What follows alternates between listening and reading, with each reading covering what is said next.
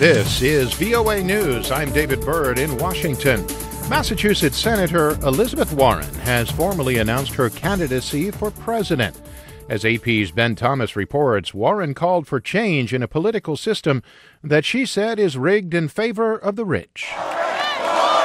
Elizabeth Warren chose the blue-class Massachusetts city of Lawrence to formally launch her campaign for president, pledging to promote an America that works for everyone. The populist senator from Massachusetts says President Trump is not the cause, just the most extreme symptom of what's gone wrong in America. A product of a rigged system that props up the rich and powerful and kicks dirt on everyone else. And she makes this promise. I will fight my heart out so that every kid in America can have the same opportunity I had, a fighting chance to build something real. I'm Ben Thomas.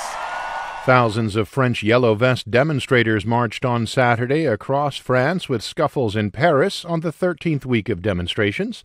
Reuters' Lauren Anthony reports. Some protesters were visibly injured during scuffles with police, who let off tear gas in an attempt to disperse the crowds.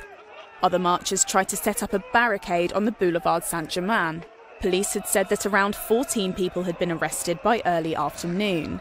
The movement has been a political thorn in Macron's side since last November, when the group, named after the fluorescent vests French motorists are required to keep in their cars, took to the streets in hordes over his reform agenda.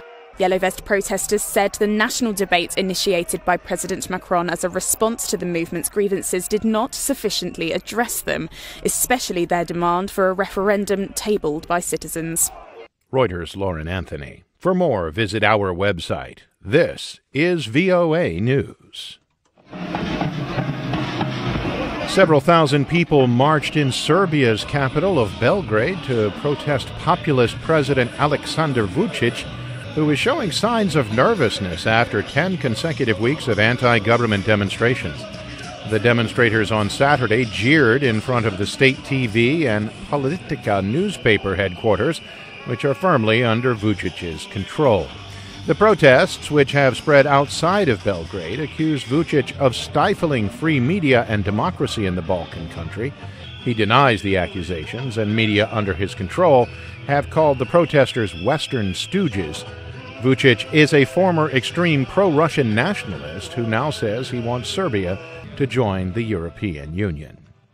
Flamengo chief executive Reinaldo Belotti said on Saturday the Brazilian football club is working closely with authorities to establish what caused a deadly fire at a training ground that left 10 young players dead.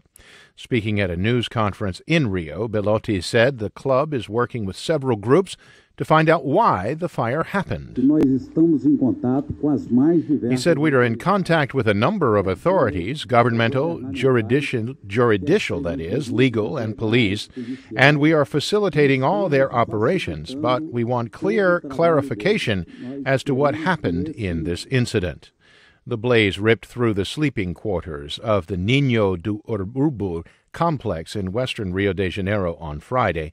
10 young men were killed and 3 others seriously injured. Turkey's foreign ministry has called China's treatment of its minority Uyghurs a great cause of shame for humanity. In a statement Saturday, a foreign ministry spokesman said it is no longer a secret that China has arbitrarily detained more than 1 million Uyghurs in concentration camps. He said the Turkic Muslim population faced pressure and a systematic assimilation in Western China. China has intensified a security crackdown on Uyghurs that was put in place after a bloody riot 10 years ago. Droves of Uyghurs have fled, many of them to Turkey. U.S.-backed and Kurdish-led Syrian forces said Saturday they have launched a final push to defeat the Islamic State group in the last tiny enclave the extremists hold in eastern Syria. Syrian Democratic Forces, backed by U.S. air power, have driven Islamic State from large swaths of territory it once controlled in northern and eastern Syria, confining the extremists to a small pocket of land, that is, near the border with Iraq. For more, log on to our website, voanews.com. I'm David Byrd, VOA News.